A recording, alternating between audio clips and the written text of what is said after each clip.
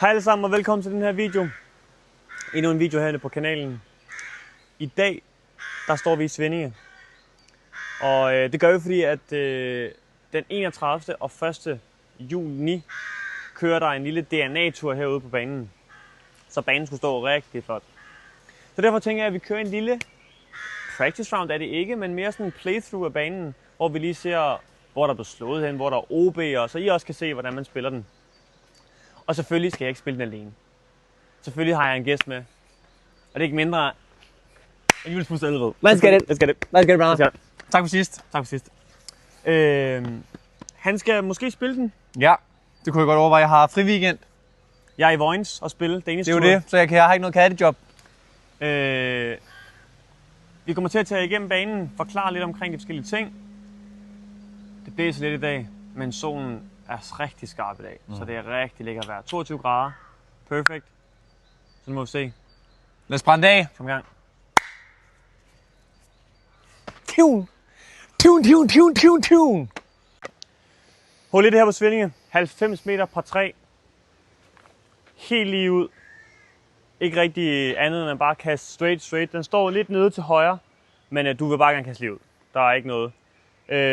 Kigger enten venstre eller højre. Kan godt være lidt tricky. Venstre er lidt mere tricky end højre. Så prøv at holde sig straight, og så skal man være heldig at gå i højre. Kør med Luna. 2 off 10, ikke? Yes, sir.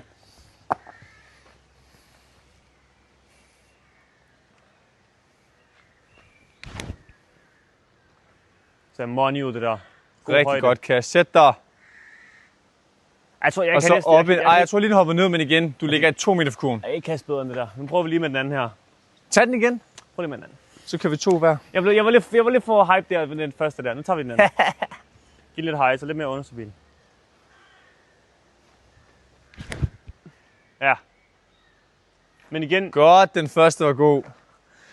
hvis man kan kaste ind og tøne ud til højre, så er der egentlig åbent. Jeg har ikke samme arm som Tangefar. Kører med min fairway driver.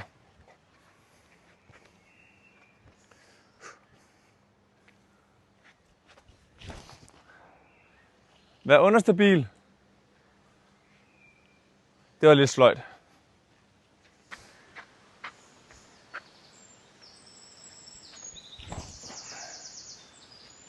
Den er gør lidt du- mere stabil. Lad os Gå se, om lige den lige misser.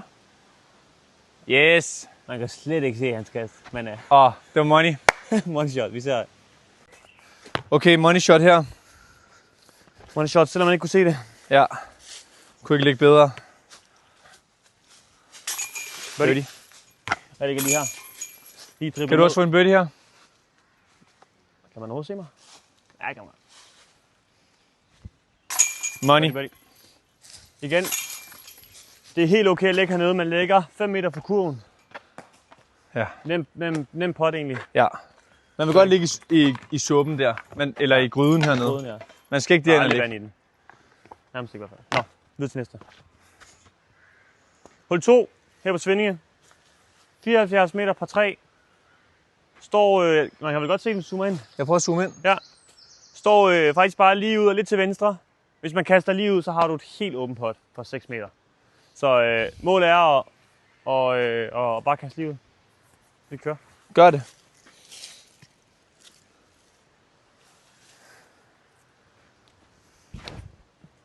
Lidt inside igen måske. Vi er taget et af træerne. Det er okay. Ja, det er okay.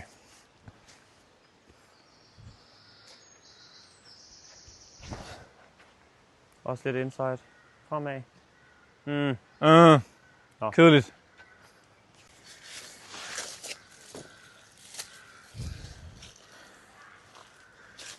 Nå, her ligger jeg godt nok kedeligt. Lad os se, om jeg ikke lige kan få den derhen. Ja. Det var nogle kedelige drives, vi havde der, Lav. Fuldstændig. Ja, en lille åben look her, men godt nok en lang pot. Rundt om det der træ. Og så drop meget. Det er tæt på. Nå. Det er kedeligt. Nu skal jeg til at have et par save lige pludselig her. Hold da op.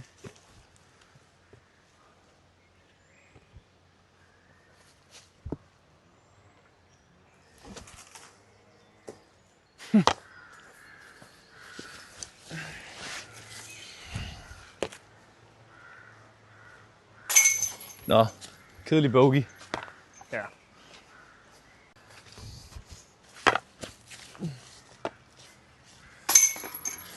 Ja, par. Det er egentlig okay, lidt tight gap, men Ja, man gider ikke at tage en bogey i hvert fald. bogey er lidt meget at tage. Birdie vil man også gerne, men det er okay. Hul 3, 148 meter, par 4. Kast lige ud. Gerne lidt til venstre, for at lige komme igennem det første gap af træer dernede. Men ellers så bare kast straight, og så står den nede til venstre. Ikke andet end pas på træerne her til at starte med, ellers så bliver det et rimelig svært par, hvis man rammer noget af det første.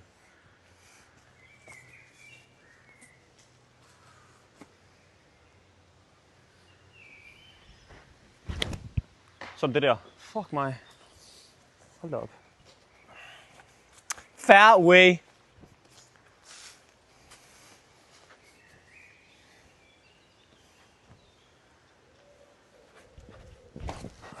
Hold da op. Nå, ja. Lægger hen til højre. Egentlig okay, men stadig svært par herfra. Nede på hjørnet. Og så må vi håbe, at der er noget.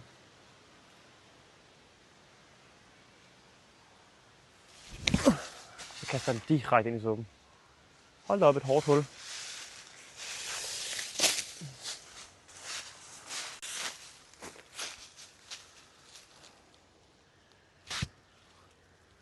Hold da op. Prison. Nå. Lad os se, om vi kan få lidt meter, men bare lande i den her fairway herhen.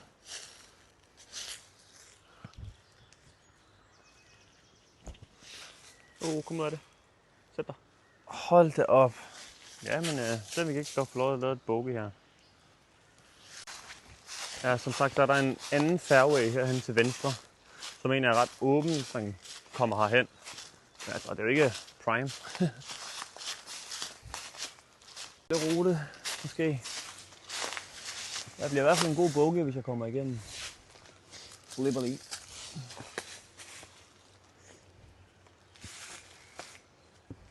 Der er også en tredje fairway, som kommer helt derud. Det er derhen.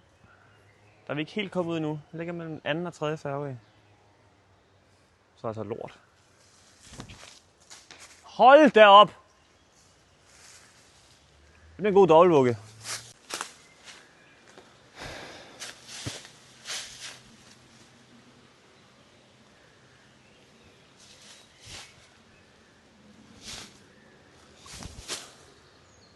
Kom igennem. Ja! Det var okay. meget godt. Ja. Godt kast. Okay. Ja, det er godt nok noget et junglehul lige pludselig for os. Meget junglehul. Stadig står dernede til venstre. Skal ud og så glide lidt.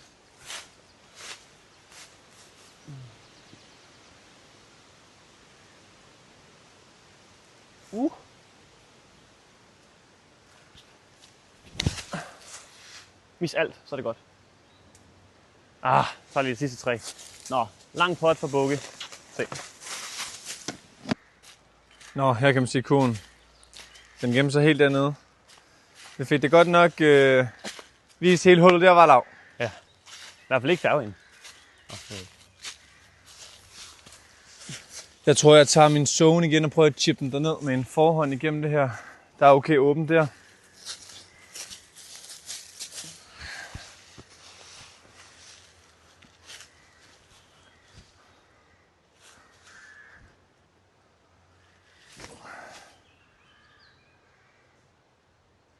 Pot. Ja, pot for bogey. Nå. Ja, meget lang pot for bogey her. Men jeg tænker det bare, så vi kan komme clean igennem, så vi ikke ligger på 12 igen.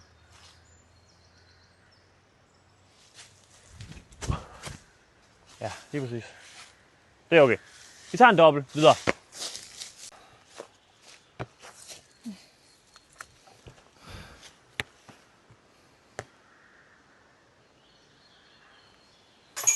Ja, puha da. Nå, i bogey. Ja, bogey. Sådan er det med Svinninge. Jeg tror ikke, man skal stresse meget over, hvis man lige tager en bogey. For der er godt nok mange huller, der er svære, så alle kan næsten nå at dumme sig. Er det ikke rigtigt, Lav? Jo. Ja, skal lige... Ikke så meget en dobbelt bogey. Ja. Som Julius selv siger, der kan ske meget. Mange træer. Egentlig roughen er okay. Man kan godt komme herned. Men man skal ikke sove så meget, som vi lige gjorde der. Hul 4 her på Svinninge. Julius siger 159 meter på T-skillet siden 150. Men igen, der er en Manda her, lige til venstre, off tee. Og man vil egentlig gerne lige ned, og så lidt til venstre, så knækker den, og så er der en fairway til. Så man skal skubbe frem og lige lande lidt til venstre. Igen, roughen er rough, synes jeg, på det her hul. Det kan godt blive et svært hul lige pludselig. Så jeg tager min midrange og prøver at komme derop af.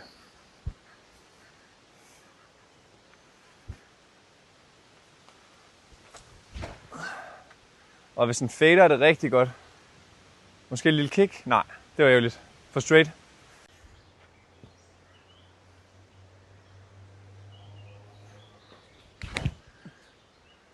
Så jeg godt, hvis den ikke flipper for meget. Ja, fade lidt. Ligger nok lidt i højre, men godt kast. Nå, her kan I se, det er ikke helt sjovt, men igen, jeg kan sagtens komme ud på fairwayen, tænker jeg. Nu tog jeg faktisk min force, fordi jeg prøvede lige at ville godt prøve at have nogle meter, fordi jeg vidste godt, at jeg lige kunne gøre sådan her. Og så ser vi lige, om jeg kan komme lidt mere derned af. Men igen, man kan også blive straffet hurtigt. Lad os se.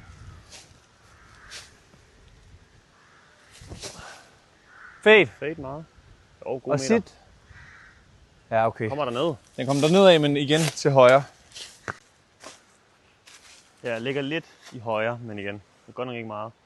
Ellers rigtig pæn kast. Konen står bare lige ud. Man vil gerne svinge lidt til højre, så komme tilbage. Den jeg prøver lige at fange kurven. Den er der lige i midten. Alright. Det må vi have haft mange af dem her straddle nogle. Eller hvad hedder patent pending. Høj airbounce. Godt nok ikke særlig godt. Langt pot. Den her camera stick skal jeg lige finde ud af, Cham. Hvad er Jeg det, fik kan filmet finde ud af? alle fuglene. Nå, ligger her på 14 måske. En lille sidevind.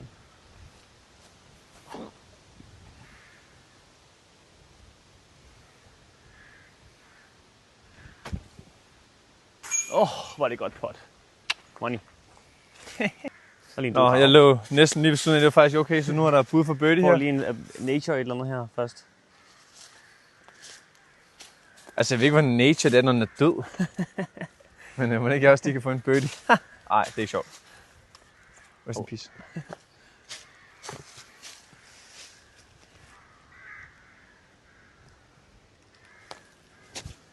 Ej, der dummer jeg mig. Så skal jeg redde den nu. Et par.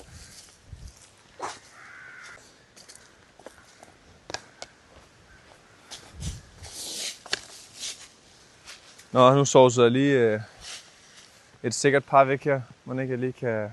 Ja, det vil jeg sgu ikke. Jeg se på det.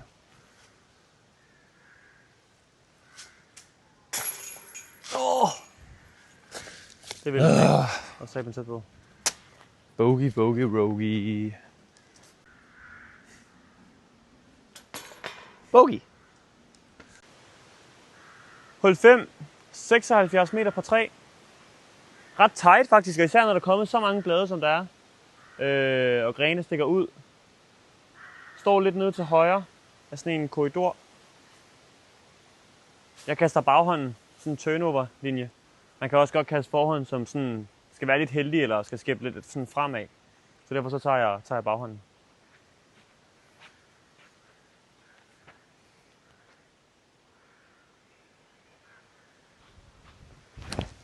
Det er for tidligt. Ja. Lidt for tidligt. Inside. Nå, jeg prøver forhånden. Jeg synes ikke, jeg har haft helt alt. Jo, jeg har lige haft lidt held med den baghånd der, men den der blade, den der Granley der, den driller mig. Så jeg laver lige sådan en sjovt run på tee for at komme lige ud her. Det ser godt ud. Fade. Ja, lang. Ja, men jo længere man kommer lige ud, jo tættere på konen kommer man egentlig op. Throw. I suppen. Oj, shit. Godt nok ikke meget. Lad min forhånd måske.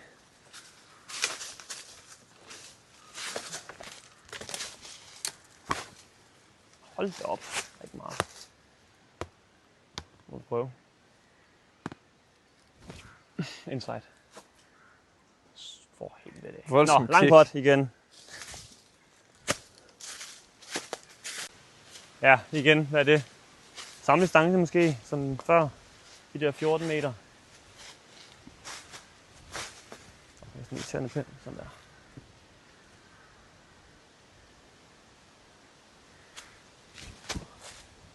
Altså, igen. What? AP, han kan skrive under på, at jeg er the GOAT til at jump til sit. Hold det op til C2-potting her på Svinninge.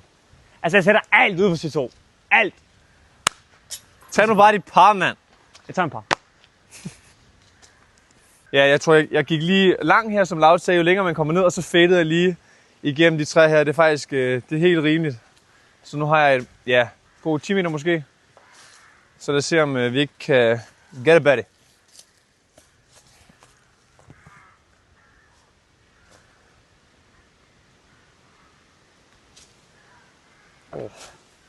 Sørens, vi tager et par. Vi tager et par. Yeah. Yeah. Next one. Hul 6. 57 meter par 3. Nok, ja, nogen vil sige, det er banens nemmeste hul. Står lige dernede. Altså, der er virkelig ikke så langt dernede. Men folk bliver ret hurtigt snydt af, at det er så nemt, at så tager man lidt for givet. Jeg ved ikke, om de kommer til at køre det, men til andre turneringer, så har der nogle gange, hvis der var snor oppe, været OB på den sti, der er lige til højre for kurven. Så er det derfor, at forhånden godt kan være lidt spicy på grund af den OB der. Så derfor kører jeg også en baghånd. Medvind i dag, så vi kan smide den i.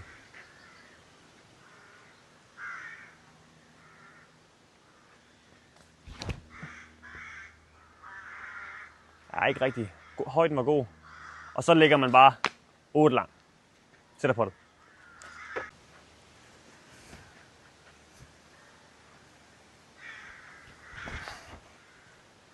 Ser også godt ud, Julius. Sæt dig. Ja, samme som Lav, tror jeg. Nå, nu er det ikke cirkel 2 jo. Lad os se, om du kan ramme en pot her. Nu har jeg lige kaldt mig selv the GOAT. Eller er det cirkel 2? Cirkel 2. Ja, det er cirkel 2. Det Hold er op, den var lang så. 11 meter. Ja, den Også scroller meget ret langt ground play på det her hul her. Med baghånden. Jeg vil lige sat 2 jo, så der er godt nok også meget pres på mig selv, når jeg siger sådan noget mærkeligt noget. Mod den. Ja, igen. Altså, jeg er the GOAT. Ej, hvor Altså, jeg er the GOAT. 3 for 3. Ej, hvor er det godt. Prøv at se ham. Voldsomt. Ikke mere det der. Ikke det der nu. Nå, skal vi lige se, om jeg får øvet min straddle i dag, synes jeg godt nok. Jeg er midt inde i 3. Hashtag camouflage. Ej, okay, den er flabet nok. Jeg tror godt... Ej, det kan jeg måske ikke. Lad os se, om jeg kan få den her.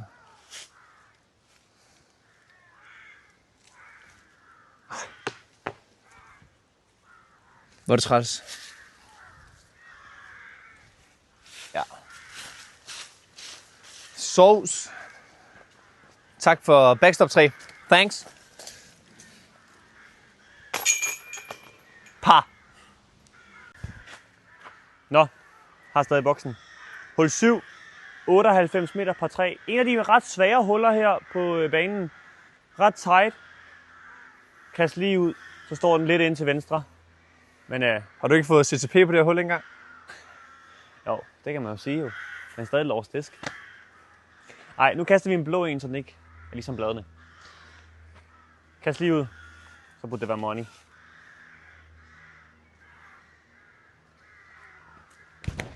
Ind i træet.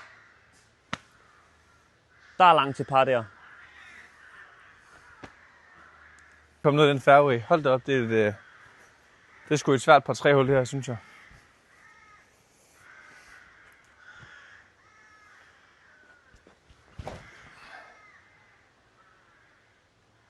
I små kys. Hold det op. Den er stadig kort, men... In the circle toe. Nå.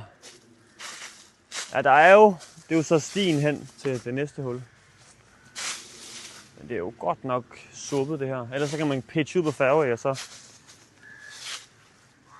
kaste lige ud igen. Men der er godt nok stadig langt til kurven. Jeg prøver at kaste en underspilboss her, og så håber jeg ikke, at dør den der. Igen. Få øget min pattern pending. Det er dejligt. Skal vi lige.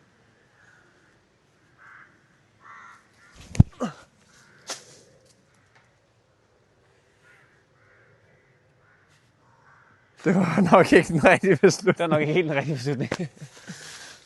Bare skal prøve at filme derinde, og så prøve at lave det der. Lave sådan en skift. Nå, du ligger der, Lav. Jeg ligger derinde. Jeg troede faktisk, jeg var kommet ud til hestene. Og der er OB. Men jeg blev stoppet af nogle både træer og grene. Men der er godt nok også meget lort her. Ja, der har vi også super meget her. Det var en rigtig god beslutning, jeg fik taget mig der. Men må ikke, vi kan gøre noget her. This is disc golf. This is disc golf. Så længe man bare ikke gør det til turneringen, så er man Gucci. Nå. Ej, var der ikke meget. Vi prøver noget her.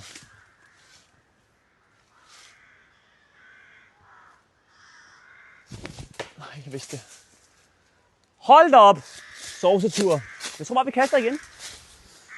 Men her er der jo åbent.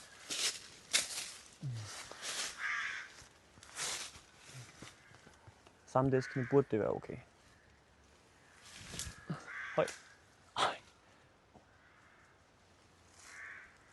Det bliver en flot triple i hvert fald. Hold da op. Jan Dein er tit nogle gange ude at regulere. Nå, det er cirkel 2 det her. Det er jo cirkel 2. Lidt mere obstructed end de andre, men jeg vil lige kalde mig The Goat. Men der er godt nok ikke så lækkert her. Op i det der gap. Det er jo for dobbelt det her. Nej. Jeg tror det er triple. Nej, dobbelt. I hvert fald sæt det. Fedt. God pace, men lidt for lige ud. Nå, Det var The Goat. jeg fik simpelthen dagens kys af det træ der. Serveret på et træfad, kan man sige. Pot nu for staten. Eller skulle vi kalde det et birdiefad. Første birdie i dag. Det tog 7 huller. Men vi tager den. Første birdie, du fik birdie på et. Jeg fik birdie på et. Anden birdie. Ja, det blev en, jeg tror det blev en triple. Ja. Videre til næste, der er ikke så meget at gøre. Det sker. That's Svinninge. Der er Svinninge. That's Svinninge disc golf. Hul 8. Par 3, 122 meter. Den står lige dernede, rigtig flot i solen. Vi kan se den hernede. Rigtig svært par 3 hul igen for en amatørspiller i hvert fald. Så jeg har prøvet noget forskelligt, men jeg tror mit play bliver, at jeg tager min zone, og så kommer ud på græsplænen. Fordi der kan ske rigtig meget på det her hul, hvis du rammer ind i de 2 træer lige der. Og det er altså ikke nemt at komme ud inden fra venstre, synes jeg. Så jeg prøver at komme ud og komme ud på græsplænen. Der er virkelig ikke mange MA3-spillere, Der får birdie her. der får birdie her. Altså hvis der overhovedet er en, Ja, så er det sådan noget throw-in. Så ja, lad os se, om vi ikke lige kan komme ud og få et godt kig på kurven.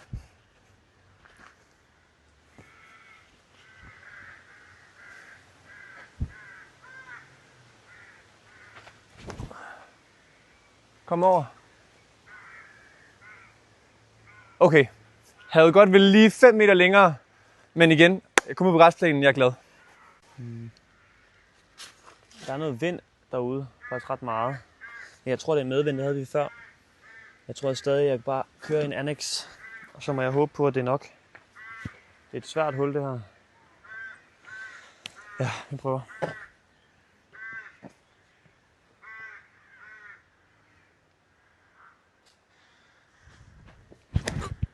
Ser godt ud, den kommer tilbage igen. Fedt. Okay. Altså distancen er der, den er helt nede ved de træerne. Ret godt ramt. Vi ser, der er langt pot. Når det er alligevel noget tid siden, det er måske 3 uger siden, de slog græsset her. Ja. Så der er faktisk til, at man kan lande herude på græsset. Det er jo det der er så lækkert, ikke? Men igen, jeg Fordi tænker, hvis når der ikke er slået her, så er der meget rough herude. Og man har så meget svært ved at finde disken. Altså derinde, Du finder næsten ikke, medmindre du har en spotter. Altså spotter, Prøv at se, hvor mange hvis blade den der ligger er. mere end 3 meter, end 5 meter ind, Ja. så er det umuligt. Og jeg troede faktisk, at jeg lader den kort her, men jeg lægger lige som jeg havde ønsket mig. Og vi kan se kuren dernede. Så jeg prøver at få min zone derned.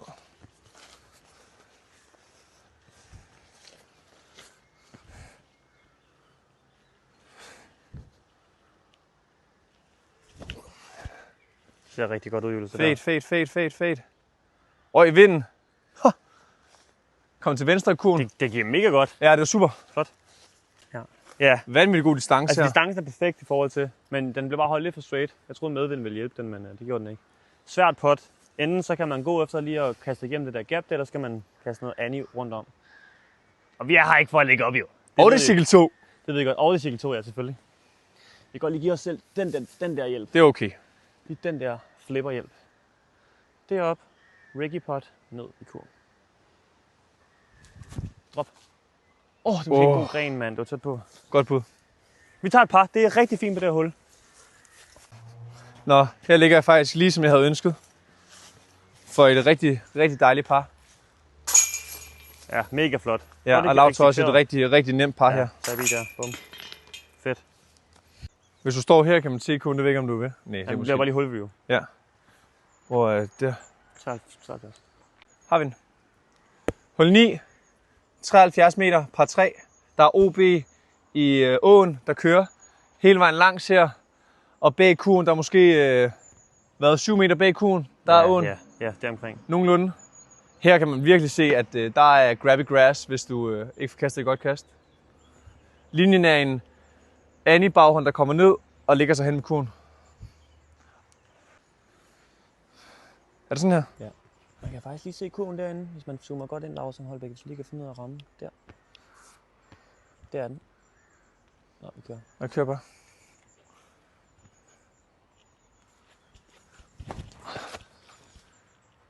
Fade ud af det. Fade ud. Sæt dig. Jeg tror, jeg bliver grebet lidt af Guardian Tree, men jeg ligger i cirkel 1. Fedt. Ja. Det stinker Nature moment. Det stinker lort, og den stinker hundlort. Nå. Prøv nogenlunde det samme, som Julius gjorde. Lidt mere sådan lige på linje.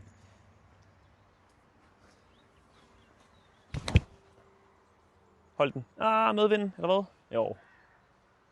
Kom ud. Ikke helt nok. Lidt straight jail derinde. Så. Først. Nej, den er derinde. Altså. Så jeg kører bare. Ja, jeg blev grebet af det her, men igen rigtig tilfreds. Har måske et 10 meter bud her.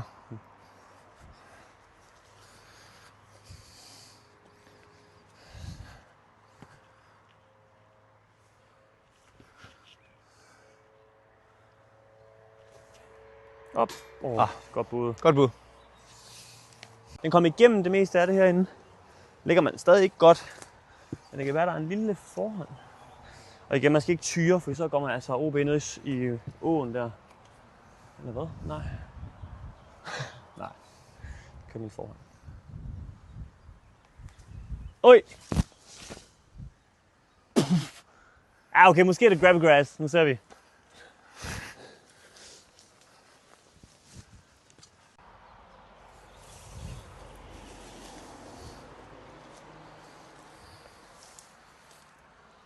Så den er.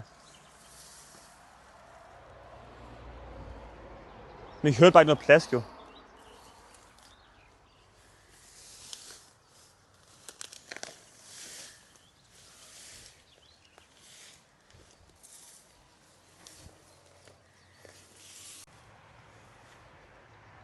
Ja, meget heldigt, der er høj græs, så der sådan noget direkte i søen her. Jeg tager lige min meter, den er cirka der. Jeg tager lige en meter det her. Bare lige så jeg ikke falder i suppen her. Igen, ikke noget nemt pot nu her for en par. Altså det vil man ikke. Man vil helst ikke tage en bogey på det her hul. Så. Ja, lad være med det. Ja, godt pot. Lækkert. Par. Du. Ja, kan du ikke tage med? Også en par. Fint nok. Det var front 9. Back 9 kommer lige om lidt. Vi ses.